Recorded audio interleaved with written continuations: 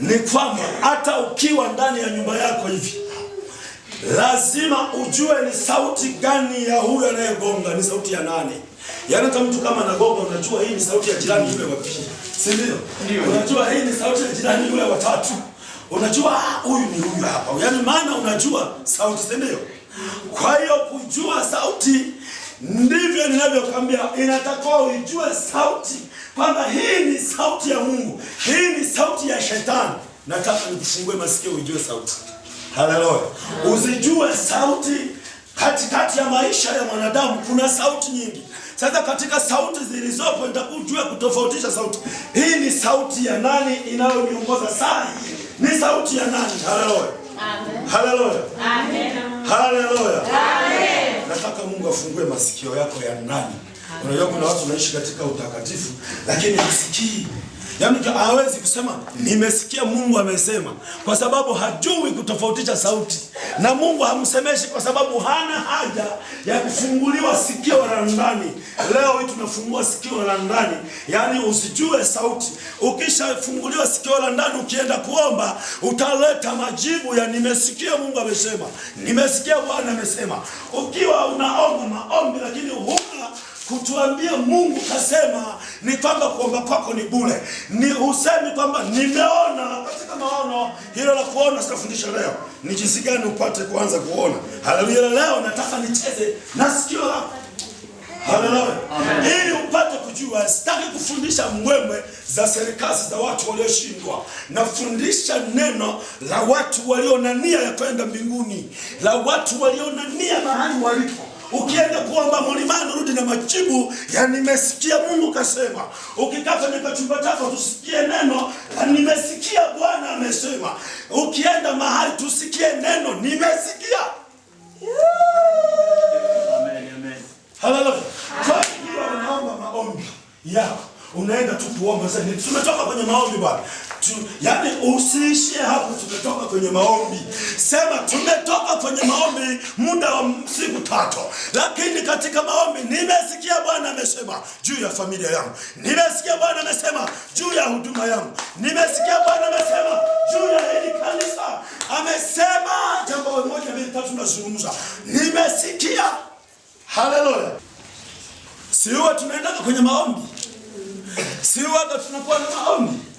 Katika maombi yale yanakuwa butu ama yanakuwa ya kukishakishia au ni chemical play. Yaani maombi yale yana kurusha chochote, kurudi hapo pote, yaani unaweza kuwa unafanya tu kama muda uisha, muda umeisha, alafu unaondoka haujasikia chochote. Nataka kwanza kusikia kuanzia leo. Haleluya. Kamata sikio lako namna hii. Kamata sikio lako namna hii. Sema Bwana Yesu, kuanzia siku ya leo, naomba ufungue masikio yangu. Naomba ufungue sikio la ndani. Fungua masikio ya ndani. Nianze kusikia sauti yako. Fungua sikio langu. Sikio la ndani. Nianze kusikia. Kuanzia siku ya leo. Nisaidie Yesu. Kuijua sauti yako. Kuanzia siku ya leo. Katika jina la Yesu. Amen. Amen. Mambo ya Nyakati wa Pili 20 mstari ule wa 12. Sikia mstari wa 12 na kuendelea. Biblia inasema hivi. Mungu wetu, watu wako kuomba. Sikia wenzako wako kuomba. Mungu wetu, je, hutawahukumu? Maana sisi hatuna uwezo juu ya jamii kubwa hii wanaotujia juu yetu, wala hatujui tufanyeje. Lakini macho yetu yatazama kwako. Hawa watu wako kuomba. Hawaombi tu, yani wako kuomba kwamba Mungu tumekuja kuomba mahali hapa. Lakini katika kuomba kwetu ni juu ya hii jamii kuu inayotaka kutuonea. Sisi hatuna silaha, hatuna kitu chochote. Lakini pamoja na yote macho yetu ya kutazama wewe. Haleluya. Macho ya kutazama wewe. Anasema macho yetu twakuangalia wewe. Wakasimama Yuda wote mbele za Bwana pamoja na wadogo wao na wake zao na watoto wao. Wamefunga na kuomba. Wanasema ndipo Yezieli mwana wa Zekaria, mwana wa Benaya, mwana wa Yeieli, mwana wa Matania, Mlawi wa wana wa Asafu, akajiliwa na Roho ya Bwana katikati ya kusanyiko, yani kwenye maombi. Akasema, sikieni Yuda wote, nanyi mkao Yerusalemu, na wewe mfalme Yehoshafati, Bwana awaambia hivi. Yani wakiwa kwenye maombi, amejiliwa na Roho Mtakatifu kusikia Mungu anachotoa maelezo. Yani wako kwenye maombi, Mungu ndiko anapojifunua kusema na watu. Haleluya. Akasema hivi, Bwana asema hivi, msiogope wala msifadhaike kwa ajili ya jeshi kubwa hili, kwani vita si yenu bali ni ya Bwana. Kesho shukeni juu yao. Tazameni wanakwea kwa kupandia sisi, nanyi mtawapata penye mwisho wa bonde la jangwa la Yoeli. Haleluya. Huyu amesikia kwenye maombi, sio kwamba amesikia akiwa nyumbani kwake. Ukiwa nyumbani kwako inatakiwa uone, ikiwa nyumbani kwako inatakiwa usikie habari za hili kanisa. Tunapokuja hapa inatakiwa watu wengine waseme. Niliingia kanisa moja nikakuta yani watu wanazungumza kabisa habari za mpaka somo ninaloingia kulizungumza, kwa sababu wanafunuliwa. Yani kabla sijaenda waliomba kwanza, wanaomba Mungu, naomba mfunulie yule mtumishi anapokuja hapa aje na neno lililo sahihi kwa ajili yetu. Wanaomba, ndipo mmoja wapo akachiliwa na Roho, akamwambia atakuja, anasoma hili, anasoma hili, anasoma hili, na atakapoingia ataingia mlango, na atakapofika ataketi chumba kile. Yani yuko mtu anasimama kabisa kabla hamjaanza kuomba, anasema amen. Haleluya. Tunataka kanisa la namna hiyo. Haleluya. Haleluya. Hivi nafunguka masikio Unaelewa hapo sasa? Hii ni kwamba nilikuwa nakuonesha kwamba kumbe kwenye maombi Mungu anazungumza na watu, lakini nataka usijue sauti. Haleluya. Haleluya. Zipo sauti nyingi, lakini katika sauti nyingi nataka nikuelekeze baadhi ya sauti ili upate kuelewa. Haleluya. Haleluya. Haleluya. Ziko sauti nyingi, sauti ambazo nataka nikutofautishe usijue sauti kwamba kuna sauti nyingine, sauti ya Mungu na sauti za wanadamu. Ziko sauti za wanadamu, lakini kuna sauti ambayo nataka upate kujua kwamba sauti za wanadamu zinaweza zikakupoteza. Haleluya. Jambo la kwanza, kusikia sauti ya kwanza ambayo unaweza ikakuongoza ukajua ni sauti ya Mungu, kumbe ni sauti ya wanadamu. Nataka uelewe vizuri. Pia utasoma katika kitabu cha Mwanzo, utofautisha sauti Mwanzo 3 mstari wa 17. Mwanzo 3 mstari wa 17, ujue sauti hii inaweza ikawa Mwanzo 3 mstari ule wa 17. Utofautisha sauti. Yesu akamwambia, Mungu akamwambia Adamu, kwa kuwa umesikia sauti ya mke wako, ukala matunda ya mti ambao nalikuagiza nikisema usiyale, hali zimelaaniwa kwa ajili yako. Yaani kumbe ukisikia sauti zingine, hali zinalaaniwa. Haleluya. Imelaaniwa kwa ajili yako, kwa uchungu utakula mazao yako siku zote za maisha yako. Hapo nataka uendage kinyume. Kuna sauti hapo, huyu alimsikia mke wake. Haleluya. Hivi hujawahi kusikia kuna watu wameacha utumishi kwa ajili ya mke? Usijue sauti. Kuna watu wameacha kutumika kwa ajili ya mume. Kuna watu wameacha hapo kwa ajili ya mama. Kuna watu wameacha hapo kwa ajili ya baba. Kuna watu wameacha kuzungumza na Mungu. Yaani ameisikia sauti ya nani? Sauti ya baba, sauti ya mama, sauti ya mke wake. Huyu hapa anasema kwa sababu ulisikia sauti ya mke wako, si ya kwangu. Mungu alisema usile tunda. Sikiaje masikio ufungukane. Usile tunda hili. Akasema ndio sitakula. Lakini akaja mke wake akasema wewe. Ndivyo ilivyo ndani ya familia. Yaani wewe umemsikiliza mchungaji anachosema, mimi mke wako nasema, mimi ndio nataka nikwambie. Unasema tutatoa huyu mbuzi, mimi sitaki kabisa. Ukitaka toa, tunaachana. Wewe unaisikia sauti ya nani? Wewe badala kuingia mbele za Bwana Mungu unasemaje kwa ajili ya hili hapa? Na wewe unaanza kuendelea na ile sauti ya mke wako. Haleluya. Unaponisikia na kunitazama, zijue sauti. Hii sauti ya mke ilimpoteza nani? Adamu. Haleluya. Akawa amesikia sauti. Hii ilikuwa sio sauti ya Mungu. Nataka usijue sauti. Haleluya. Kuna watu wameacha kutumika kwa Mungu kwa sababu alimsikia mama yake mzazi.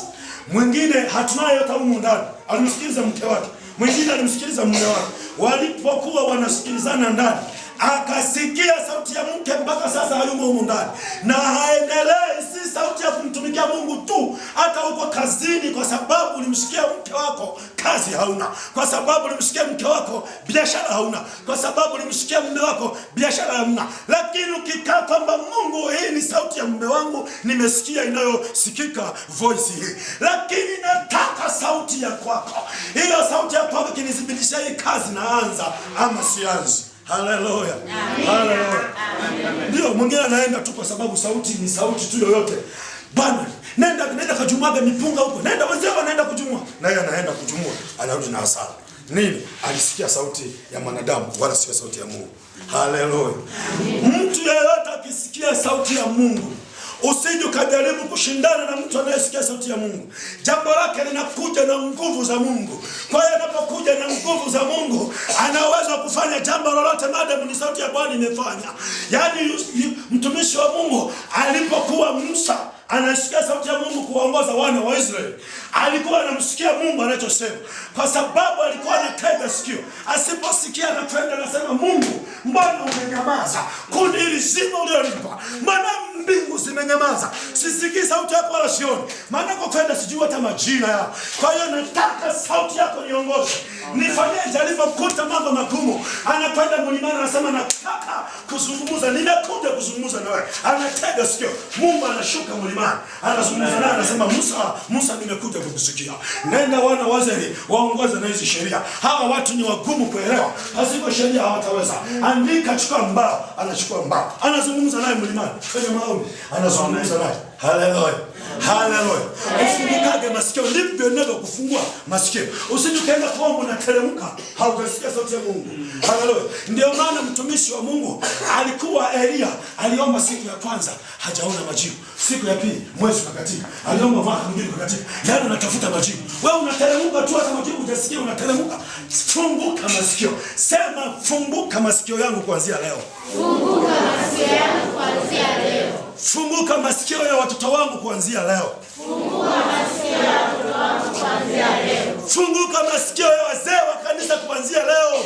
Funguka masikio ya wazee wa kanisa kuanzia leo. Funguka masikio ya wachungaji kuanzia leo.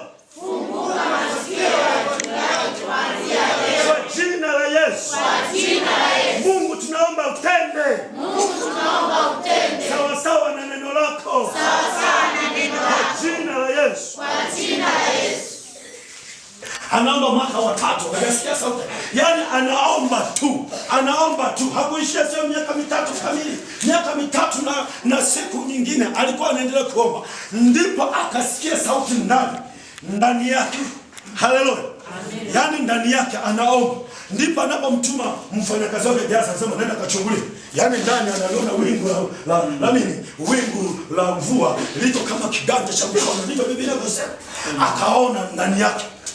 Akiwa kwenye maombi, anamwambia nenda kachungulia. Gehazi akaenda kachungulia, hakuona vizuri. Yeye anaona, lakini akaenda kachungulia, anasema sijaona kitu. Akasema tulia tena. Akaomba.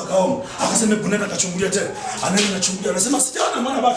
Akasema katulia tena. Akaomba. Akasema nenda bwana. Akatulia, anasema ninaona kiwingu kidogo kiko kama kiganja cha mkono. Anasema nenda, akawaambia watu, watangazieni watu mvua leo inaonyesha. Waambia watu waweke vitu ndani, maana naona mvua. Haleluya. Maana naona nini? Mvua. Ameona fanya nini? Kwenye maombi. Haleluya. Haleluya. Haleluya. Haleluya. Naona kuna mtu masikio yake yanafunguka. Anaanza kuelewa kwamba kumbe katika kuomba nilikuwa naomba nilikuwa napuyanga. Haleluya. Usiondoke kwenye maombi pasipo kusikia, pasipo kuona. Haleluya. Mama umeomba siku nyingi sana. Lakini pili, ziko kanuni za kwenda kwenye maombi. Kanuni za kwenda kwenye maombi, lazima uwe mtiifu, lazima uwe mnyenyekevu, lazima uwe na muda wa kujitoa. Hivyo vitu vya kuitii madhabahu ile ambayo umeitengeneza wewe, ambapo unajua kabisa ndipo Mungu anatakiwa azungumze na mimi. Kuna unyenyekevu, kuiheshimu madhabahu, kuitii madhabahu, kunyenyekea kwenye madhabahu, ndipo majibu yako yatakapotokea. Madhabahu inakula, inaheshimiwa, madhabahu inanyenyekewa. Haleluya. Inakumbushwa, inaamshwa. Kwa hiyo madhabahu yako isilale. Unakaa mwaka mzima huna muda wa kuomba, afu ndio unaanza kuomba kwenye matukio. Yaani umeona mtoto na umma unasema ninaanza kufunga na kuomba. Haleluya. Hizo ni sauti. Ninakufunulia kwa namna hiyo. Nimekwambia sauti ya kwanza hapo imetofautisha sehemu mbili. Sauti ya shetani na sauti ya nani? Ya Mungu. Sasa ndipo nataka sasa uanze kusikia. Tumeona mahali pengine kuna mtumishi wa Mungu alisikia kwenye nini? Kwenye maombi. Si popote. Mungu saa nyingine hawezi kusema na wewe sokoni, shambani. Anataka utulie, waache jembe, anataka utulie, waache mifugo, anataka utulie, waachane na watoto. Ukae peke yako. Haleluya. Amen. Haleluya. Amen.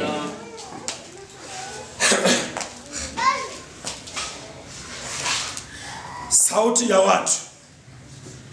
Hapo ndipo nilipokuwa nazungumza. Sauti ya watu. Soma kitabu cha Samuel. Pale nilikuwa nakwambia sauti ya shetani na ya nani? Na ya Mungu, pale utofautisha. Haleluya. Ukiona mwenzako analala unamtikisa tu. Ninapo waelekeza habari hizi wewe ni nani? Ukiona mwenzako analala, wewe mshtue tu, usiogope. Tuko kwenye ibada, watu wametoka kula sasa hivi, chakula kinapofanya kazi. Usije ukafikiri ni jambo gani. Chakula kinafanya kazi na viungo vyako vinataka vipumzike. Kwa hiyo unamtikisa tu. Haleluya. Haleluya. Amen. Sauti ya watu, sikie jinsi inavyoweza kukupoteza. Samueli wa kwanza 15:24. Ndipo Sauli akamwambia Samueli, nimefanya dhambi, maana nimeyarifu amri ya Bwana pia na maneno yako, kwa sababu naliwaogopa wale watu, nikasikia sauti yao. Alafu ndipo anapoendelea anasema, basi sasa nakuomba unisamehe dhambi yangu, rudi pamoja nami nipate kumwabudu Bwana. Samuel akasema, sitarudi pamoja nawe kwa sababu umelikataa neno la Bwana. Bwana naye amekukataa wewe usiwe mfalme. Haleluya. Kuna watu wanakataliwa kwa sababu ya kutokusikia sauti ya Mungu. Yaani hata kama ni agizo linatoka kwa mtumishi anasimama hapa mbele, sio yeye, ni Mungu anasema. Kwa usipoifuata sauti yake, ni kwamba hivi hujaifuata sauti ya Mungu aliyopo ndani yake. Hivyo basi Mungu naye anakukataa. Haleluya.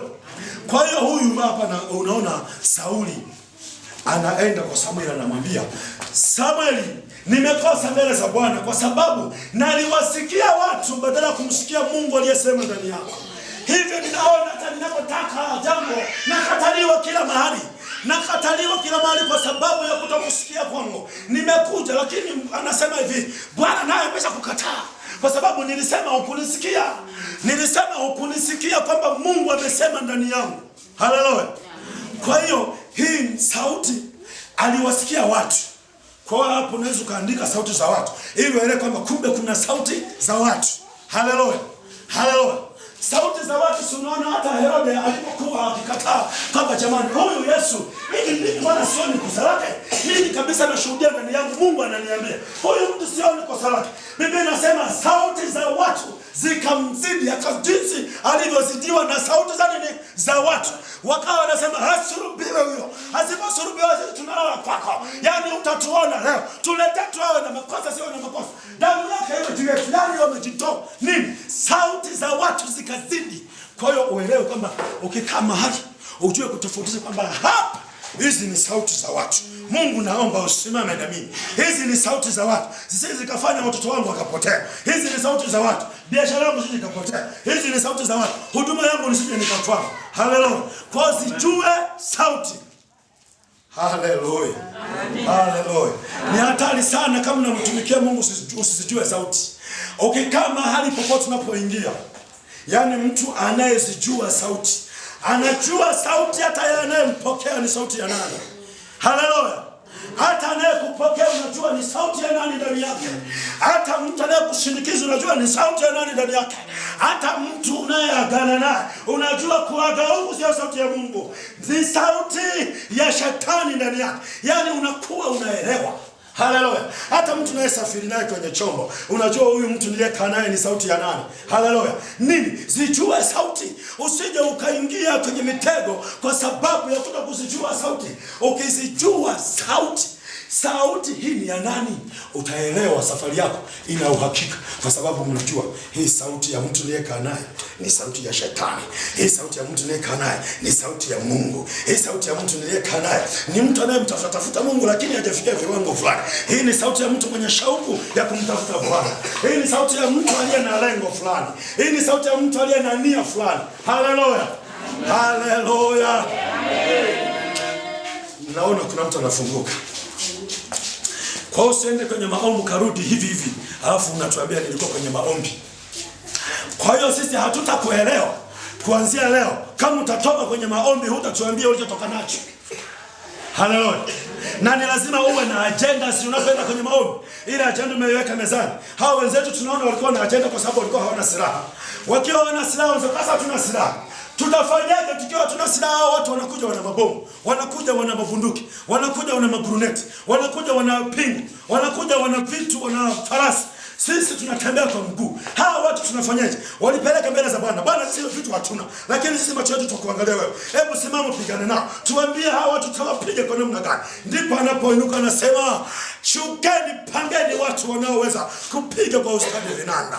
Shukeni pangeni watu wanaweza kupiga ngoma, wanaweza kupiga filimbi, wanaweza kuimba kwa ustadi mzuri. Muwapange wengine upande wa kushoto, wengine upande wa kulia. Haina haja kupanda mlimani, shukeni hapa. Wao pale mlimani wataviziana, watauana pale.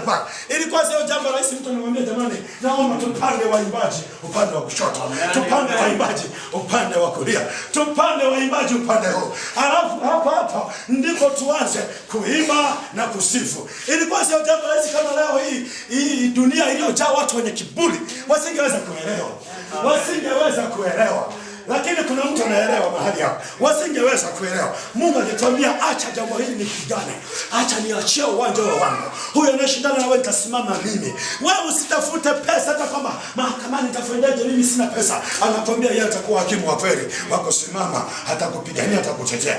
Acha kupigana kwamba natafuta vitu vya spare kwa ajili ya shamba langu. Bwana atasimama. Hata kama hujatia mbolea za madeni yale ambayo unataka kuingiza kwenye mtego ili upate kuangukia kwenye mbolea hizo, Bwana anasimama, anainua mtu, anakuinua, unanunua. Unaweza kufanya nini? Kuunga kwenye shamba lako likazaa. Usiogope wala kutishwa kwenda kwa waganga ili kutafuta vitu vingine. Ni mitego na sauti za watu wanaoweza kukupoteza. Haleluya. Haleluya. Zijue sauti. Hapo tumepita sauti ya watu upande wa Sauli. Haleluya. Haleluya. Amen. Sauti ya akili zako. Sauti ya akili. Usipojua sauti ya akili yako, yaani kwamba hapa ni akili ndio inayofanya kazi, sio Mungu. Ni akili ndio inayofanya haya yote, sio Mungu. Utajua kwamba hapa nimeamua kutumia akili zangu. Haleluya. Amen. Haleluya. Nataka usijue sauti. Unayeandika, andika sauti ya akili yako. Ezekiel 13 mstari wa 17. Na wewe mwanadamu, kaza uso wako juu ya binti za watu wako, watabirio kwa akili zao, watabirio kwa akili zao wenyewe, ukatabiri juu yao. Haleluya. Kwa akili zao wenyewe. Wakati mahali pengine Biblia inasema usitegemea akili yako, bali mtegemea nani? Bwana. Kwa hiyo unaona huyu hapa anamwambia hivi, kuna watu ambao wanatabiri kwa akili zao. Yaani sio kwamba unamuuliza Mungu ndipo anasema, yaani wanasema tu ya kwao ndio unakuwa utabiri. Haleluya. Haleluya. Kwa hiyo anasema nenda katabiri juu yao, kwa watu wanaotabiri kwa akili zao wenyewe. Haleluya.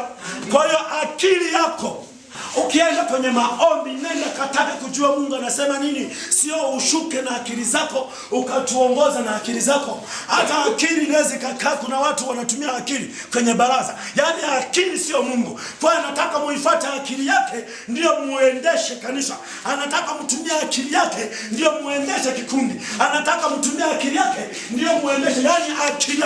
Sisemi kwamba kusitumia akili si vibaya, lakini katika jambo kama hili inahitaji mtu anayesema nimesikia sauti ya Mungu wala si akili zangu. Haleluya.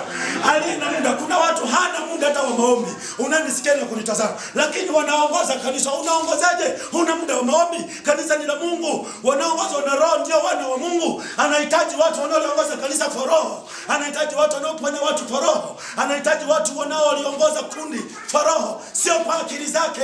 Haleluya. Kwa hiyo sasa mtu anagangamana na akili zake, analipoteza kanisa. Anapolipoteza kanisa na akili zake, kanisa linapoyumba linakwama. Watu wanapigana kwa sababu ilikuwa ni sauti ya akili ya mtu. Mnaanza kumchukia. Watu wanaanza kuchukiana kwa sababu ilikuwa sio jambo la Mungu. Haleluya. Kwa hiyo akili zako usizitegemee, mtegemee Mungu ili upate kuvuka hapo ulipo. Umetumia mno akili zako ndio maana unachoka. Unatumia mno akili zako ndio maana unakwama. Nini? Anza kutumia leo akili, anza kutumia sauti ya Mungu ikikuongoza, hauwezi kukwama. Haleluya. Haleluya. Nataka uelewe. Ukiwa mahali unajua hivi hapa ni akili yangu, ni sauti ya Mungu. Ukijua kutofautisha hali na kufungua sikio la ndani ili uanze kuelewa hapo ulipo. Hapo ulipo ndio sauti unayoisikia na kuongoza ilipo kuweka hapo leo hii. Haleluya. Haleluya. Haleluya. Sauti nyingine unaandika ni sauti ya ngapi? Ya 4. Hiyo sauti, eneo la sauti ya 4 ni hali unayokutana nayo. Hali ya maisha yako unayokutana nayo inaweza ikawa na sauti. Hali ya maisha yako inaweza ikawa na sauti. Hali ya maisha yako. Haleluya. Hali, ninaposema hali ya maisha yako inaweza ikawa na sauti. Maisha yako unayopitia yanaweza yakawa na sauti. Maisha magumu yana sauti. Maisha mazuri yana sauti. Kipindi kizuri kwako kina sauti. Uzuri wako una sauti. Tofautisha sauti zako unazielewa. Kuna watu ni wazuri wa uso, wazuri wa maumbo, wazuri wa jinsi Mungu alivyowaumba. Wapo hata kwenye Biblia. Biblia inasema jinsi alivyokuwa mzuri. Ni Biblia imesema, sio kwamba wazuri hawapo. Haleluya. Haleluya. Kwa hiyo kuna watu katika hali zao walizo nazo, kuna wakati mwingine atakuja kwenye ibada hawezi. Hali ile aliyo nayo inamfanya kwamba na mimi nitaenda kwenye ibada ya jioni kama hii. Haleluya. Yaani hawezi kuja, ni hali yake. Hiyo ni sauti ambayo sasa ni hali ya maisha ulio nayo. Mwingine anakuwa na tufeza kidogo, amekuwa na tuhela kidogo, tumekuwa na sauti ya kumuendesha. Ametawaliwa, imekuwa ni sauti. Usijuage sauti kwamba hii hela hii isije kaniendesha. Haya maisha uzima alionipa Mungu usije kaniendesha kama sauti ya kunifanya nisiende kuhubiri mahali kama hapa. Nisiende kuhubiri kwa watu wachache. Nisiende, isikugeuze.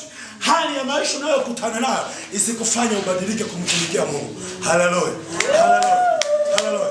Kwa hiyo kuna watu ni waimbaji wazuri mpaka ukamuombe. Maana kale ka sauti kale ambako akiimba hajui kama sauti iko kwenye hali ya maisha aliyonayo. Yaani anaimba vizuri sana, akiimba mpaka watu wanatetemeka.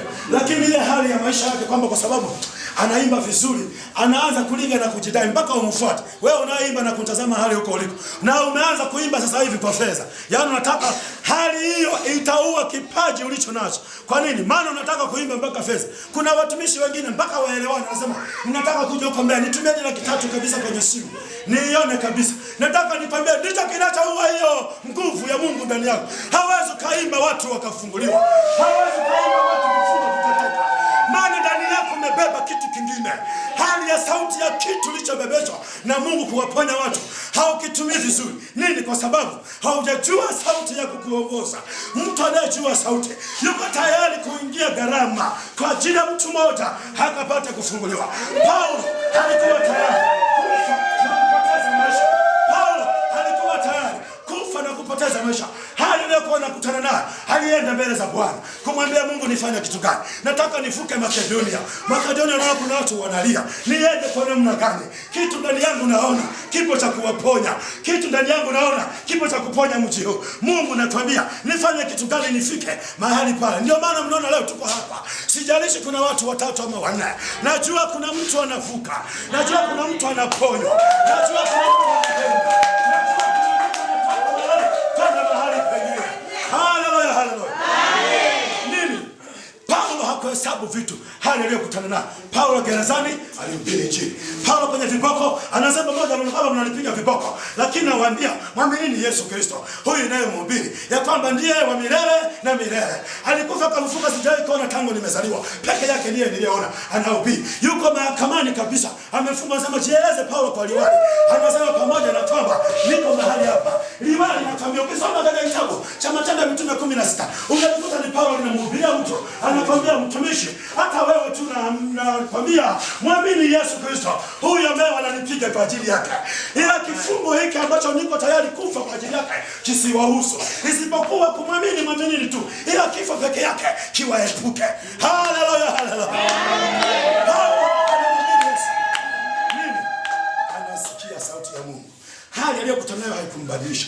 Lakini wana wote tunaona kuna mahali pengine ukisoma ile kitabu cha Zaburi unakuta wanasema walituchukua tuanze kuimba wakati tuko utumwani. Tuko kifungoni, wanasema imbeni, imbeni, Mungueni mwimbieni. Wanasema hatuwezi kuimba. Hatuwezi kuimba. Maana wametuchukua mateka, hatuwezi. Hali unayokutana nayo sikubadilisha kumwacha Yesu. Isikubadilisha kumwacha Mungu. Usiambatane na vitu vya ulimwengu unaanza kumwacha Mungu. Haleluya. Nini? Sauti ya hali waliyokutana nayo ikatanda. Wanaweza walituchukua mateka ili sisi tuanze kuimba. Yaani wameanza kudekeza, hatuwezi kuimba. Tunaona Mungu ametuacha. Mungu hatukiwa shimoni yuko pamoja na wewe. Hata kama uko kwenye mateso yuko pamoja na wewe. Hata kama uko mahali pagumu pembamba yuko pamoja na wewe. Usimuache wala usijaribu. Usimuache wala usijaribu. Hiyo ni sauti tu inayokufundisha.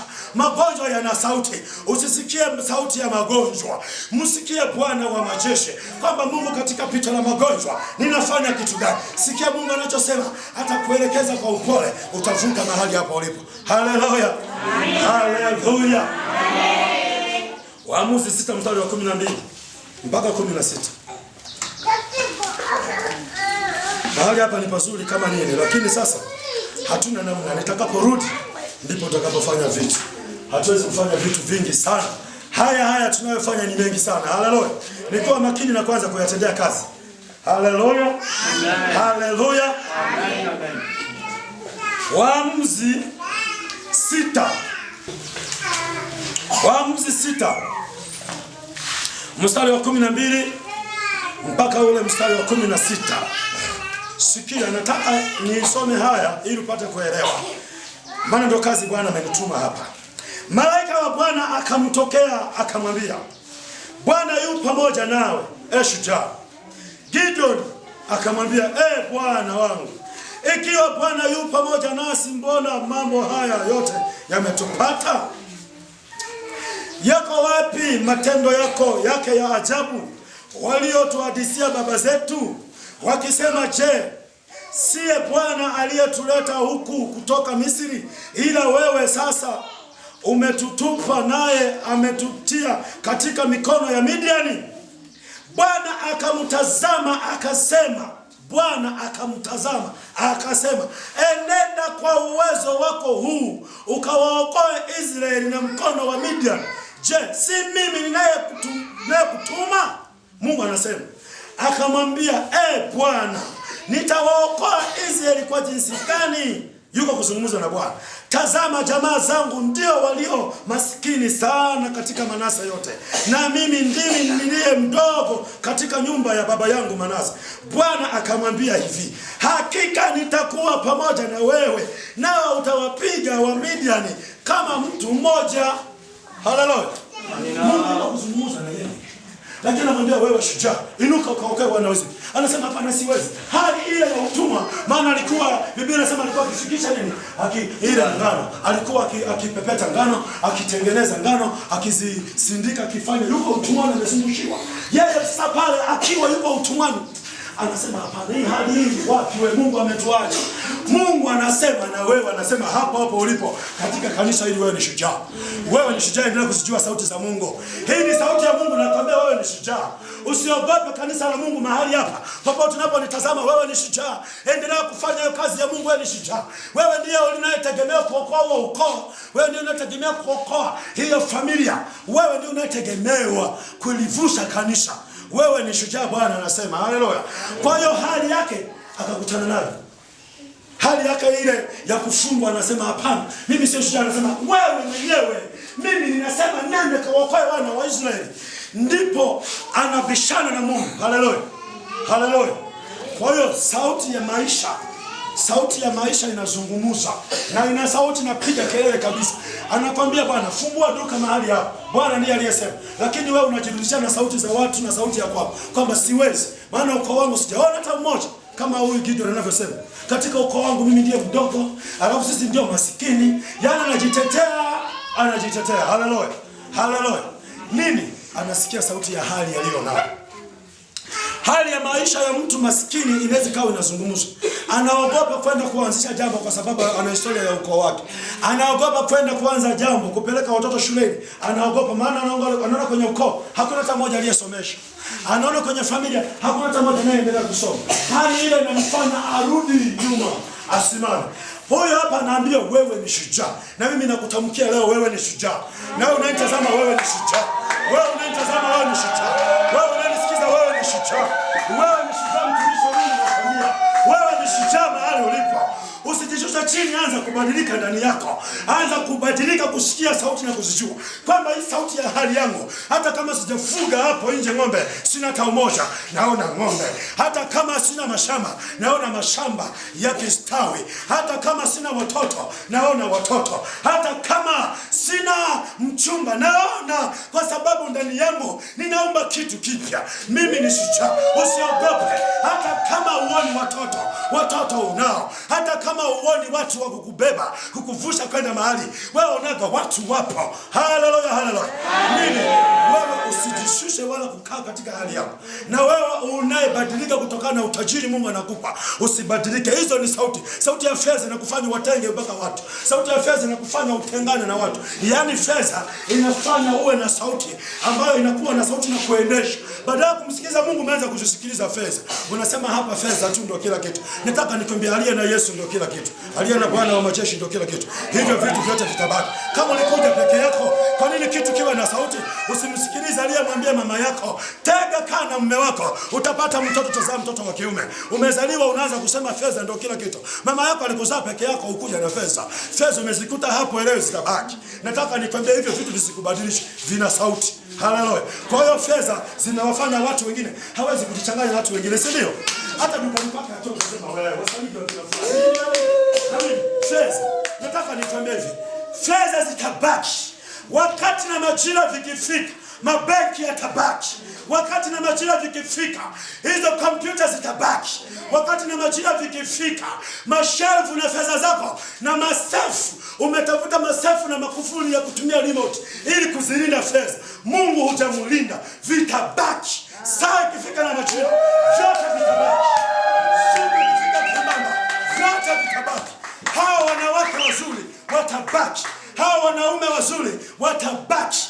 Hizo baa na mawe madangulo mazuri yatabaki. Sana majira yakifika, atabaki Yesu peke yake, ambaye hata kutenga. Marafiki wanaweza kukuacha kivunjika, lakini Yesu hakuachi. Ndugu zako hao wanaweza ni wengi sana. Jifunze kwangu. Nataka nikwambie hivi, nilikuwa na mali nyingi. Kuna wakati nikafika eneo, si kwamba Mungu nilimwacha, lakini niliona kuna watu wameniacha kwa sababu ya hali niliyokutana nayo, ikawafukuza watu wengine. Maana nilikuwa naishi hospitalini, nilikaa muda wa miaka 2. Lakini wewe, nakwambia unayenisikia na unayenitazama popote duniani, ujue ya kwamba maisha yako vitu vyote vitabaki. Haleluya.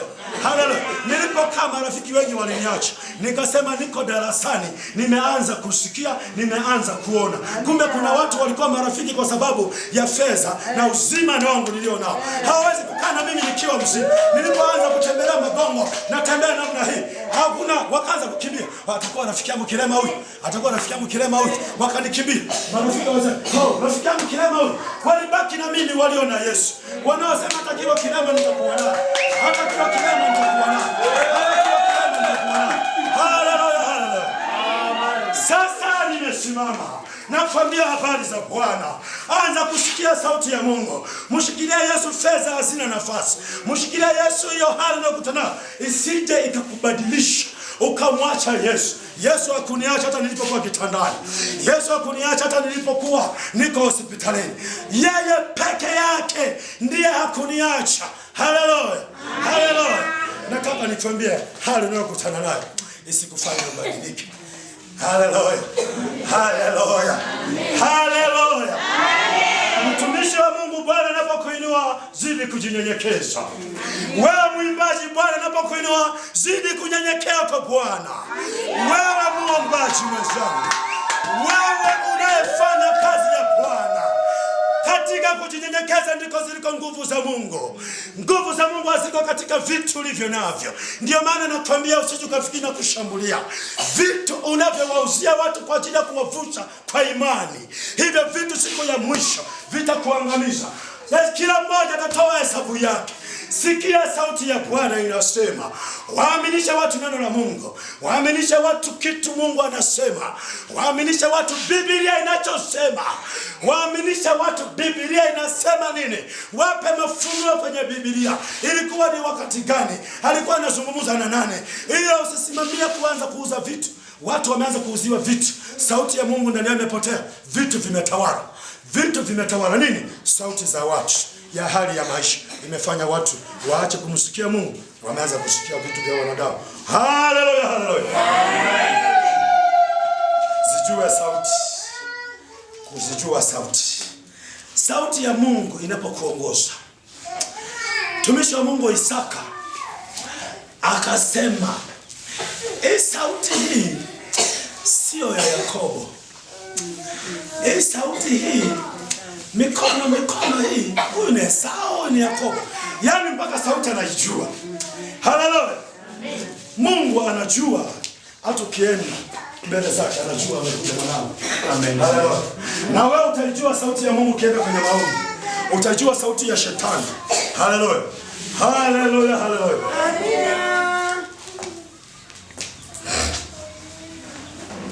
Nataka nikwambie mambo machache ili tuombe tupate kuondoka. Haleluya. Tuendelee tusiendelee? Tuendelee. Haleluya, haleluya.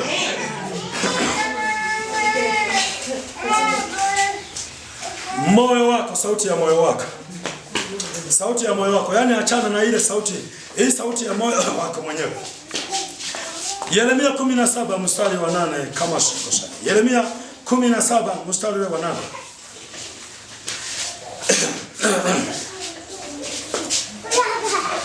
Haleluya. Yeremia 17 mstari ule wa 8.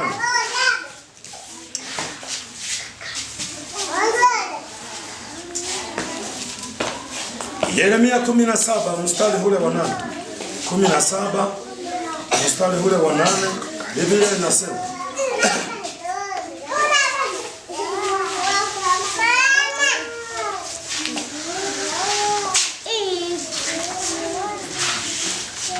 haleluya. Haleluya. Mstari wa 8 mpaka ule wa 9 anasema, maana atakuwa kama mti uliopandwa kando ya maji, uenezao mizizi yake karibu na mto. Hautaona hofu. Yaani hapo ndo nakwambia sasa, mtu anayesikia sauti ya Mungu hautaona hofu. Wakati wa hali ujapo pali, jani lake litakuwa bichi, wala hautahangaika mwaka wa uchache wa mvua, wala hautaacha kuzaa matunda. Moyo huwa mdanganyifu. Hapo ndipo penye nia. Moyo huwa mdanganyifu. Mstari wa 9. Kuliko vitu vyote. Una ugonjwa wa kufisha, nani awezaye kujua? moyo wako unaweza tu kawa umeamua tu. Moyo tu. Umeamua moyo. Kumbe wewe unausikiza moyo wako. Unaweza kawa umepanga jambo hapa vizuri, lakini ukafika tu moyo kakubadilisha tena. Moyo wako una sauti. Haleluya. Kwa ukiwa kwenye maombi unausikiza moyo, unasikiliza watu, unasikiliza akili, unasikiliza kitu gani ambacho kwamba ile sauti ni ya Mungu. Haleluya. Jambo la Mungu hakuna anayeweza kuzuia. Jambo la Mungu hakuna anayeweza kufanya kuzuia. Kwa hiyo sauti ya moyo wako, moyo huwa mdanganyifu. Ina maana kama ni mdanganyifu unazungumza. Si ndio? Kitu kinacho kudanganya si kinaongea. Kwa hiyo nataka ufunguke sikio lako. Kwamba kumbe kuna sauti ya moyo. Hii pakuwa najua kupambanua. Hii ni sauti ya moyo, sio ya Mungu. Haleluya. Haleluya. Kwa hiyo ukijua namna hii utaelewa. Nataka hapo nikimbia tu, moyo huwa mdanganyifu. Na ukiwa katika kuomba kwako, nyamazisha moyo wako usije kudanganya. Kwamba Mungu naomba moyo wangu unaonidanganya. Juu ya moyo, nikamate moyo wangu. Maana neno lako linasema katika kitabu cha Misali, linda sana moyo wako. Hata kitabu cha Zaburi, linda sana moyo wako kuliko chochote. Kuliko chochote ulindacho. Kuliko chochote. Wao unakazana kulinda fedha. Biblia haijasema linda fedha. Wakati nasema fedha zitabaki kuwa takataka, zitawafanya watu wazikimbie siku na nyakati zikifika. Lakini watu wanazilinda mpaka wameweka makufuli hata ya remote. Wameweka safe, wamefukia chini. Saa nyingine wanashuka wanafungua mlango wa kwanza, mlango wa pili, mlango wa tatu. Lakini lango la kuingilia sauti ya Mungu, la kuzungumza na Mungu liko wazi kwa ajili ya majini, liko wazi kwa ajili ya mahakama, liko wazi hilo lango kwa ajili ya waganga, liko wazi lango. Lango hilo ndio la kulinda la moyo wako, ambalo haitaki kulinda vitu vingine. Linda sana moyo wako ndiko kuliko na vitu. Maana una sauti. Kama moyo huo mdanganyifu, ina maana kuna sauti inasikika kutoka kwenye moyo. Haleluya. Haleluya. Haleluya. Sema Bwana Yesu, nisaidie niweze kusikia sauti yako. Nisijue sauti zinazoweza kunipoteza. Ili niongozwe na sauti yako.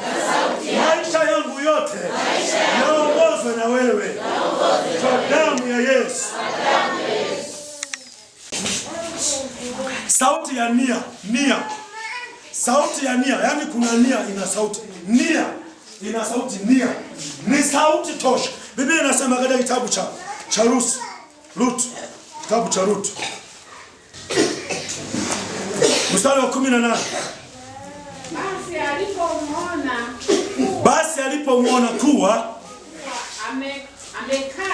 amekaza nia yake kufuatana naye, aliacha kusema naye. Basi alipomwona kuwa amekaza nia ya kufuatana naye, akaona amwache afuatane naye, maana amekaza nia. Haleluya. Kuna watu wanakuwa wamekaza nia. Yaani unamwambia bwana, huyo binti nataka kumuoa huyo ana matatizo, amekaza nia yake, anasema hapana, mimi huyu lazima nimuoe. Nini? Amekaza nia yake. Bwana, hiyo safari usiende. Anasema mimi naenda tu. Yaani amekaza nia. Mnafunga mlango huko ameingilia huu. Amefunga huko ameingilia huu. Amekaza nia. Ile ni sauti ya nia. Yaani mtu ana nia yake. Bwana, watu wengi na wewe simewahi kuona kuna watu mpaka wanaanza kulia. Analia kabisa, mimi naenda, si ndio? Yaani hawataki kwenda, amekaza nia. Ile ni sauti ya nia, inafanya mtu aumie ndani. Hazijui sauti. Maana watu wanaposema kwamba hao watu wanasema ni sauti ya kwao ama ni ya Mungu. Amekaza nia yake. Sauti ya nia imemkazia tu, anataka kufanya jambo. Haleluya. Nia. Amekaza tu nia. Haleluya. Haleluya. Kwa hiyo nia ina sauti. Sauti ya nia yako inaweza ikafanya ushindwe kuendelea na watu wengine, mkarudia njiani. Haleluya. Nini? Ukafanya kwa sababu umesikia nia yako. Yaani utakuta kuna mtu, sijui niseme kwa namna gani, yaani upate kunielewa. Yaani mtu ana nia yake. Sasa ile nia yake anataka kuendesha kanisa. Nia yake anataka kuendesha ukoo. Nia yake anataka kuendesha kikundi cha waimbaji. Nia yake yaani ana nia fulani. Kwa katika ile nia, sasa kwa kuwa katika eneo hilo kuna watu ambao hawana macho ya Mungu, hawana masikio ya Mungu. Kama hivi leo, kama ulikuwa ujuaje, kuna watu yana nasimamisha mkono amekaa, alafu tena tunalitanganua vizuri kimungu, tena, ana nia ya kuwapoteza. Anasimama tena, anasema mimi. Yani anakaa tena, anasimama tena. Yani ana nia ya kuangamiza safari yenu, ana nia ya kuangamiza mwendo wenu, ana nia ya kufisha kitu, maana ana nia. Haleluya, haleluya. Anasema kwa kuwa waliona mekaza nia, wakaamua waende naye. Lakini yaliyompata ukifuatilia, unakuta alizaa watoto wakafa, akazaa watoto wakafa, akazaa watoto. Alikoenda huyu hapo, ukisoma vizuri, ukifuatilia vitabu vingine, Biblia inasema huyu mtu hapa utakuta kuna kitu alikutana nacho. Haleluya. Anaanza kulia mwenyewe, anasema ningelijua nisingeendaga. Lakini kwa kuwa ulikuwa na nia, mambo mengine yamekufa kwa sababu ya nia yako, na umeua na vitu vya watu wengine pia kwa sababu ulikuwa umekaza nia kutekeleza jambo lako. Haleluya. Kwa hiyo sauti ya nia, hata wewe unaweza kujua hii ni nia, nina nia. Yaani unajua kabisa hapa hili jambo nalipoteza. Ni nia yangu ndani yangu. Nina nia mimi tu. Hao wenzangu wanaweza kaangamia kwa sababu ya nia niliyo nayo. Haleluya. Kwa sauti ya nia upate kuelewa. Sema kuanzia siku ya leo, nataka kusikia sauti ya Mungu. Nataka kusikia sauti ya Mungu katika shughuli zangu zote. Nataka kusikia sauti ya Mungu katika huduma yangu. Nataka kusikia sauti ya Mungu katika safari yangu. Nataka kusikia sauti ya Mungu kwa jina la Yesu. Kuna watu hawakusikia. Kuna wakati anza kusikia. Haleluya, haleluya. Kwa hiyo ilikuwa ni sauti ya Mungu, lakini mama alisikia Mungu anasema naye, akanielekeza, nikakaidi. Hasara niliyoipata ni kubwa mno. Haleluya, haleluya, haleluya. Niliingia hasara zaidi ya milioni 20 na zikawa zimekatika pale pale. Napo ndipo nilipoanza kutembea katika hali ya kuugua. Ndipo marafiki wakaniacha, hao nao wasikia. Ndipo watu wengine wakaniacha, hao nao wasikia. Ndipo kuna vikundi vikaniacha, hivyo navyo visikia. Ndipo kuna watu wakaniacha. Haleluya. Nini? Usije ukavitumainia vitu, zijue sauti. Wengine wanakusanyika na wewe kwa sababu uko hivyo leo. Wengine ukiumwa kitandani wameanza kukubeba, hawatakuja, hautawaona. Wanakuja wale watu. Ndio maana nakwambia hivi, sikia sauti ya Bwana inasema, usichague watu wa kuwatunza, wala usichague watu wa kuona. Kuna watu hawatunzi leo, watakufa na wewe mpaka dakika ya mwisho. Watakuwa tayari kukuletea mkate mpaka dakika ya mwisho. Watakuwa tayari kukuletea uji mpaka dakika ya mwisho. Kuna watu naambatana nao leo hii. Yuko mama mmoja ambaye ataambatana nawe mpaka siku ya mwisho. Hata sabuni hujai kumpelekea. Lakini yuko mama mmoja atakaye kutunza mpaka sekunde ya mwisho, mpaka kwa machozi. Huyo hujamtunza hata siku moja. Umekazana na watu wenye fedha. Hao watu wenye fedha zao. Sikia sauti ya Bwana inasema. Leo hii anza kusikia sauti. Ni Mungu anasema. Kuna watu wataambatana na wewe. Dada zako mliotoka tumbo moja wataambatana na wewe mpaka dakika ya mwisho. Lakini umeweka pembeni. Watasema kaka yangu anaumwa. Watalala na wewe, watakunywa sauti. Atasema kunywa kaka, kunywa dada, atakubembeleza. Lakini huambatani naye, ambatana naye kuanzia leo. Ni sauti ya Mungu inasema, yupo kaka atakaye kufa na wewe, ambaye atasema dada yangu, huyu ni dada yangu tutoka tumbo moja. Haijalishi tulikuwa tunaongea wakati fulani, atahakikisha hawezi kukuacha. Ambatana naye kuanzia leo. Nazungumza na mtu hapa. Ni sauti ya Mungu inasema. Kuna watu mekazana na watu. Nazungumza na wewe dada. Nakwambia hivi, ambatana na huyo dada yako ambaye ungenea watu dumu. Siku moja atakubeba, atakutunza. Atasema kunywa dada, ujikunywa dada, usipe. Huyo ndiye ambatana naye. Hata kuambatana vitu vya dunia. Kuna watu watakuacha. Umekazana na wale. Nataka nikwambie hivi, ni sauti ya Mungu inasema ndani ya hili kanisa. Anza kutengeneza mazingira mazuri. Na yule kaka yako ambaye ulikuwa uongea naye, ni sauti ya Mungu inasema, funguka kuanzia leo. Yaani nakufundisha wewe unayenitazama. Yupo kaka yako uongea naye, anza kuongea naye leo. Huyo hataweza kukuacha na wala hataweza kukunyanyapaa mpaka mwisho. Atakuogesha. Ndiye atakayevaa gloves wakati wamekuzungushia mahali. Uko peke yako na dada yako. Uko peke yako na kaka yako. Ni sauti ya Mungu inasema, wewe tengeneza mazingira mazuri. Sikia, ni sauti ya Mungu inasema. Inawezekana umeomba muda mrefu, unatafuta misaada marafiki zako. Hao wazuri marafiki zako, na kuhakikishia watakuacha. Ambatana na Yesu na watu ambao wako karibu na wewe. Mliotoka tumbo moja, anza kutengeneza mazingira. Mliotoka tumbo moja, anza kutengeneza Hajalishi mahali hapa katikati tumepita maeneo. Hii dakika ya mwisho ni mimi wa kushughulika. Hawezi kushughulika mtu mwingine. Hata madaktari watasema yuko wapi ndugu yake wa karibu? Utajitokeza utasema niko hapa. Watasema tumemvua nguo, shughulika naye. Utaanza kushughulika. Naongea na mtu hapa ananitazama na kunisikia. Ni neno la Mungu linasema na kufundisha kitu cha ndani ambacho umekiacha. Unamtumikia Yesu ambacho umekiacha. Umeambatana na watu, unatoa na sadaka na maharusi mengi umeambatana nayo. Umeambatana na watu wengi, nazungumza na mtu. Nataka nikwambie hivi. Wewe, hiyo ni sauti ya Mungu. Huyo ndugu yako, kaa karibu na yeye. Mama yako kaa karibu, baba yako kaa karibu. Hata kuacha. Na kwambia atasema mwanangu, lazima nipambane mpaka mwisho. Kama ametoka na wewe kumbe na kunyonyesha, hata kuachaje? Kama yeye ndiye aliyekwenda huku na huku akitafuta uzima ili uwepo mpaka leo hii. Kuhakikisha ukilia usiku anapambana usiku kucha. Huyo ndiye usimwache. Na Yesu wako usimwache. Dada zako mliotoka tumbo moja hawatakuacha wakati umelala kitanda cha mwisho. Nataka nikwambie, nazungumza na mtu hapa ambaye alikuwa afanye hilo jambo. Anza kufanya siku ya leo. Ambatana na ndugu yako hata aweze kukuacha. Ni sauti ya Mungu inasema. Haleluya.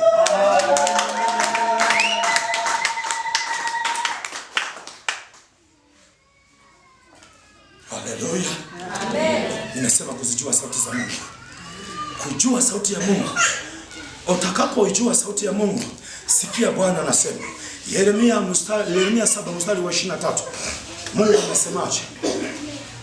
Siwezi nikaishia hapa, nataka nikuoneshe faida kidogo. Hata kama muda umeenda, nikuoneshe faida kidogo. Siwezi nikaja huko kwa hasara alafu wewe ukabaki. Kuna mtu nimemvusha hapo. Kuna mtu Bwana amemvusha hapo. Kuna mtu Mungu amesema naye. Kama ulikuwa mgumu kusikia sauti ya Mungu, sauti ya Mungu imekuja kwako waziwazi leo. Ikiwa unafikiri mimi ninaweza nikakufundisha serikali, siwezi nikakufundisha serikali, na kufundisha habari za Mungu aliyenituma kubadilisha watu, aliyenituma kukung'oa ulipokuwa, kukupeleka mahali pengine, ili ukiishi katika neno hili uishi maisha ya utakatifu, maisha ya ushuhuda, maisha wanaosema Yesu wake tumemwona Bwana. Wanaposema tumemwona Bwana wa mama Elia, tumemwona Bwana wa mama Yusufu, tumemwona Bwana wa baba Lidia, tumemwona Bwana mahali popote, waseme tumemwona Bwana wako. Haleluya. Unatoka unazunguka Dar es Salaam huko na watu wengine, alafu nyakati za mwisho tunaona ndio umekuja hapa karibu na hapa tulipo. Ndipo tunapoanza kupunguza. Ndipo tunapoanza kukaa na wewe jirani. Sikia huko uliko, wakumbuke ndugu zako. Haleluya. Amen. Haleluya. Amen. Yeremia 7 mstari wa 23. Anasema lakini naliwaamuru neno hili leo nikisema, sikilizeni sauti yangu, nami nitakuwa Mungu wenu, nanyi mtakuwa watu wangu. Mkaende katika njia ile yote nitakayowaamuru mpate kufanikiwa. Lakini hawakusikiliza wala kutega sikio lao, bali walikwenda kwa mashauri yao wenyewe na kwa ushupavu wa mioyo yao ushupavu wa mioyo yao mibaya, wakaenda nyuma wala si mbele. Bwana Yesu asifiwe. Hapa juu unakuta nasema mtakaposikia mkaende katika njia ile ninayowaamuru leo hii, anasema mpate kufanikiwa. Yaani mtapata kufanikiwa. Kwa hiyo utapata kufanikiwa utakaposikia sauti ya Mungu. Hautaweza kufanya nini? Hautaweza kufeli katika kazi, katika hali, katika jambo, katika kila unalolifanya. Hautafeli. Nini? Unaisikia sauti ya Mungu. Hizi ni faida za watu wanaosikia sauti ya Mungu. Sauti ziko nyingi mno. Ziko sauti za waganga wa kienyeji, zipo. Si unasikia kuna watu wanasema kuna mtaalamu yuko sehemu fulani. Kuna mtaalamu, yani sauti inapiga kelele kwenye masikio ya watu. Haleluya. Sauti za waganga zipo. Haleluya. Haleluya. Amen. Soma katika kitabu cha Zaburi 58 mstari ule wa 5. Zaburi 58 mstari ule wa 5. Unaweza ukasema mtumishi anasema tu Zaburi ya 58 mstari ule wa 5. Asiyesikiliza sauti ya waganga. Ina maana kuna sauti ya nini? Ya waganga. Ijapo wanafanya uganga kwa ustadi. Asiyesikiliza sauti ya waganga, ijapo wanafanya uganga kwa ustadi. Ina maana unajua kuna sauti za nini? Za waganga. Kwa hiyo unaweza kama hao wanasema wako wataalamu wanaweza kufanya ustawishe mazao yako. Wewe ukasikia sauti ile ya waganga hao, ukaendesha maisha yako, ukakwama njiani. Na sauti yoyote sio ya Mungu inakufahamisha njiani. Na ndio maana unaona kila mtu aliyesikia sauti nyingine akakwama njiani. Haleluya.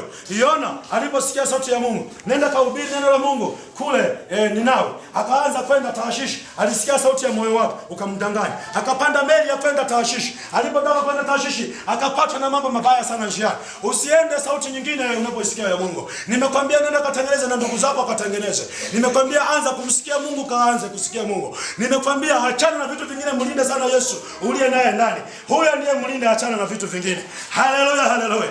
Nataka nikwambie hivi, sauti za waganga zipo. Watu wameweka maduka yao yamejaa uganga mtupu. Nini? Alisikia sauti ya mganga.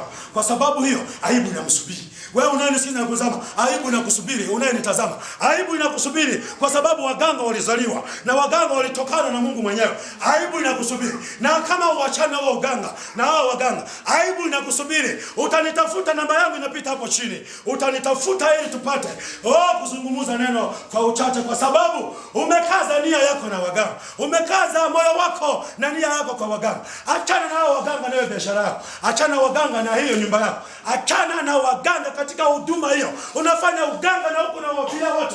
Umebeba madhabahu za kuzimu. Unawatangazia watu habari za mambo ya kuzimu. Sikia habari ya Bwana. Neno la Mungu linasema wakati wako ni mfupi tu. Hizo taarifa zako ni za uchache tu. Na kutangazia hivi, hapo ulipo unaanza kufanya kuanzia leo usipoachana na huo uganga. Haleluya. Haleluya. Haleluya. Maana watu wanahubiria watu serikali wameacha Biblia, wamehama kabisa outside na Biblia. Anafundisha vitu vingine. Biblia inasema wapi wameachana na? Wapi Biblia inaposema mtawalisha watu mizabibu, bebeni mizabibu masokoni, bebeni vitu masokoni, rundikeni kwenye madhabahu. Yaani rundikeni kwenye madhabahu, unawalisha watu. Njoo wewe, kula mazabibu, kula ndizi, kula keki, kula munyweshe wewe. Wengine sasa wamepitiliza mpaka wameenda kunyolewa nywele kanisani kwao. Nini? Yaani nguvu za Mungu zinapotea. Anayehubiri hana nguvu, aliyeenda hana nguvu, hana mpango, ana chochote anakula. Nini? Neno la Mungu wameshaanza kuligoshi. Wanakoshi maneno ya Mungu. Biblia inasema kitu gani? Watu walipoona mambo yanamekuwa mabaya, wakina Esther walitenda kusugua magoti. Biblia inasema wakapata kibali. Ni sauti ya Mungu wakaisikia. Biblia inasema watu walipotangaziwa kufa Wayahudi, Esther akashuka mtoto, akasema jamani sikieni, nimesikia Bwana anasema tufunge na kuomba muda wa siku 3. Hakuna kula wala kunywa. Hakusema tafuteni chumvi kwa yule nabii, tafuteni mafuta kwa yule nabii yatatuvusha. Amna, magoti yaliwavusha. Watu wametiwa uvivu wa kuomba. Na watumishi wa vivu ambao nao hawahubiri sawa sawa, nao wamebeba vitu masokoni, wanavipeleka. Naongea na watu wamebeba vitu masokoni kwa sababu anayehubiri mvivu, anayeenda kuhubiriwa mvivu, wote wamebebeana vitu. Huyo mbeba mkoba kubeba vitu kupokea. Yaani neno la Mungu moyo wake ameupeleka pembeni. Haleluya. Huyo neno kuhubiri amebeba gari, amepaki hapo nje limebeba chumvi. Maana naye mvivu haelewi Mungu ni nini. Amebeba chumvi. Haleluya. Amepaki gari hapa na kuogea watu chumvi. Nao wamebeba mikoba ya kwenda kupokea chumvi.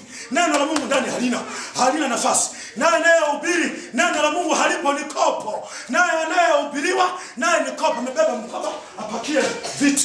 Anabeba mkoba zitatosha chumvi 5 hii. Chumvi 10 zitatosha kwenye mkoba huu. Makopo 5 yatatosha kwenye mkoba huu, ni mdogo. Yaani neno la Mungu hili jamani. Yaani amepaki gari hapo nje limebeba chumvi za upako, anaenda kuwauzia watu. Naye anayeenda kusikiliza neno ana mkoba na mifuko, vifungashio vya kubebea chumvi za upako. Kanisa limechoka, wanaohubiri wamechoka. Wako watu wa Mungu walio na nia moja. Endelea kukaza nia, endelea kumshika Yesu. Hubiri kweli mtu wa Mungu, usiache. Usiende kwenye mafuta ya upako.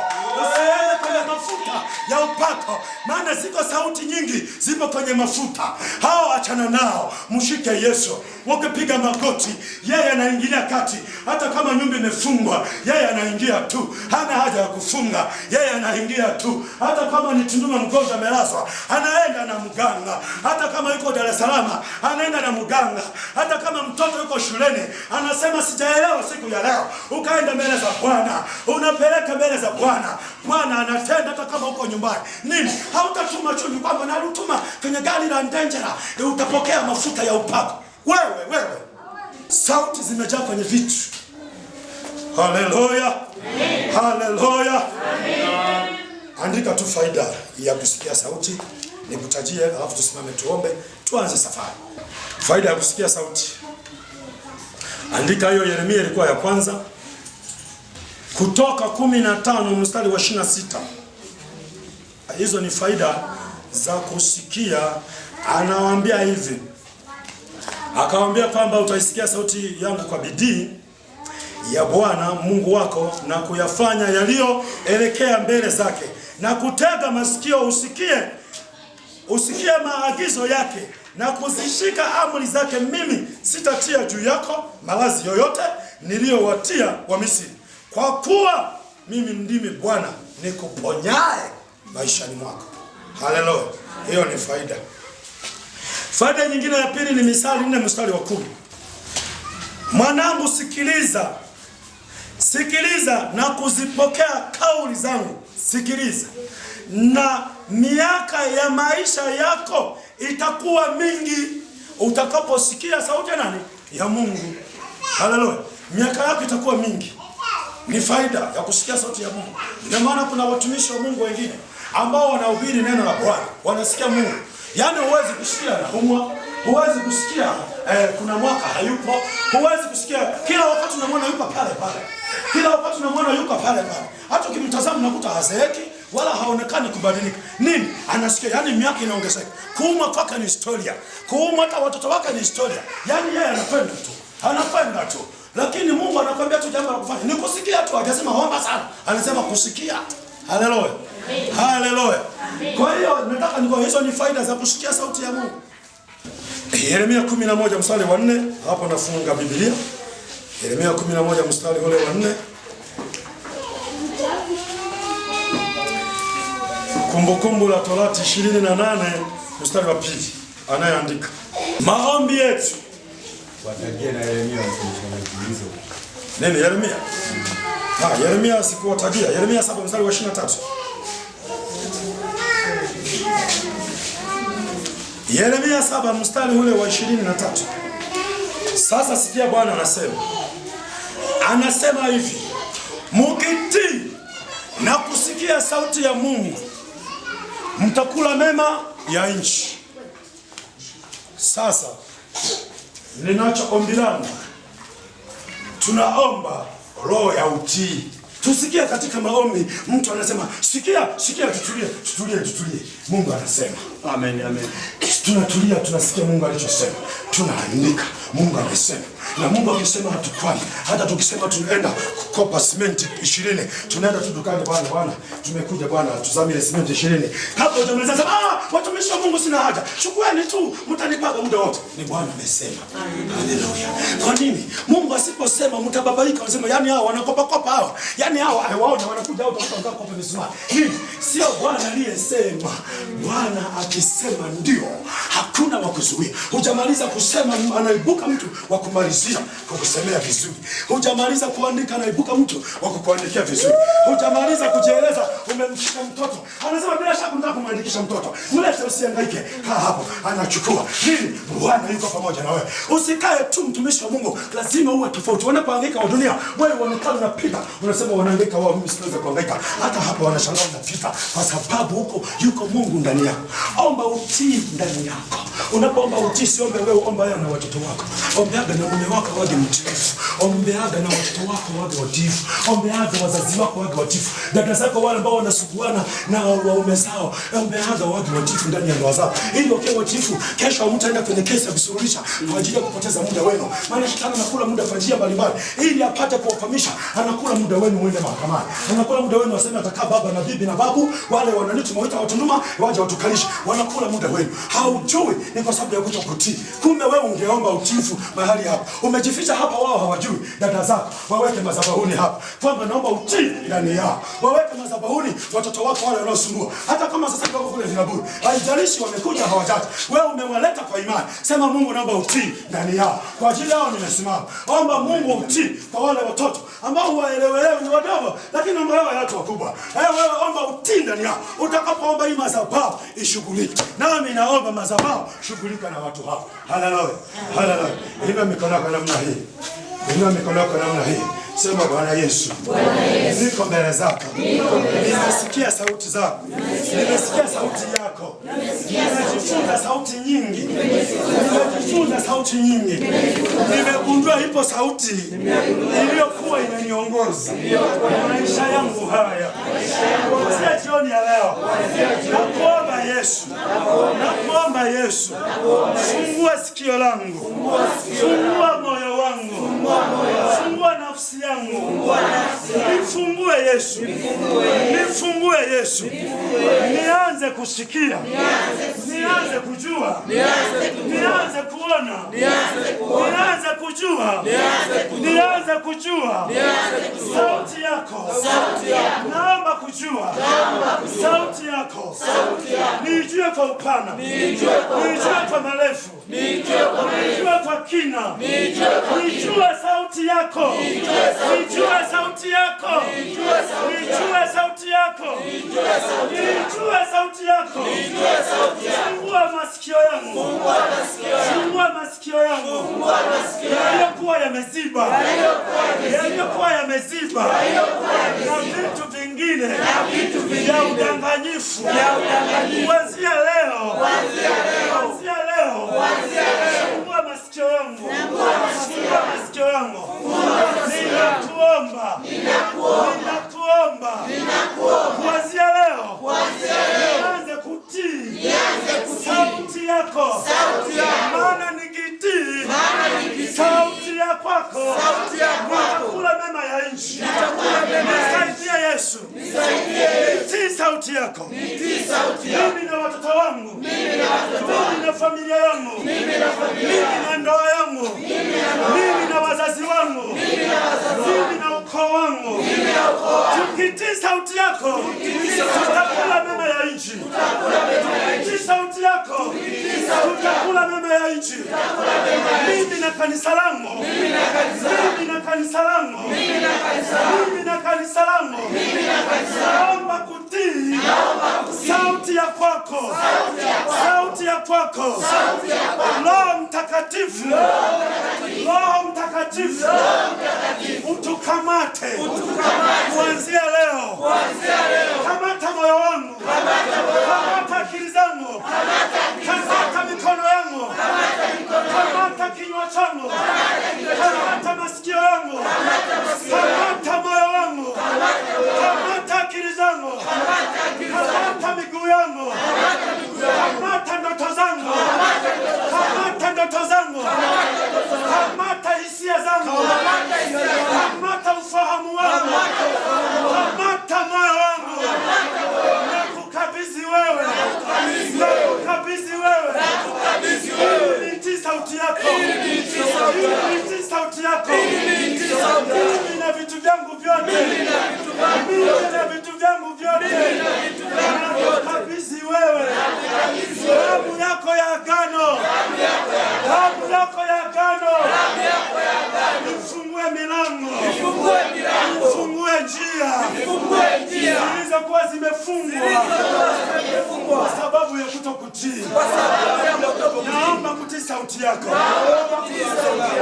Sikia, nataka uombe mwenyewe kwa kinywa chako, umwambie Mungu, nataka kusikia sauti yako. Mimi mwenyewe Mungu, na mimi na watoto wangu Mungu, mimi na mke wangu Mungu, aanze kusikia sauti yako leo hii. Sitapita kuweka mkono kwa mtu yeyote, lakini Mungu mpaka amesema. Haleluya. Hebu nenda mwenyewe kwa hisia zako. Kabisa moyo wako na hisia zako, akili zako na ufahamu, watoto wako na familia yako, tumbo lako na wazazi, watoto wako, ndugu zako, wote, mifugo yako, mashamba yako. Kabisa mwenyewe. Hebu mpazie Bwana sauti. Usitie nia kingine kokote. Hebu mtazame Yesu aliyeko hapa. Hii madhabahu iseme, mwambie Bwana, tuko hapa. Tumepoteza muda mwingi. Naomba kutii sauti yako. Omba tu, naomba kutii sauti yako. Mimi na watoto wangu. Sema tu, paza sauti, usiogope. Hebu tupige magoti. magoti. Piga magoti.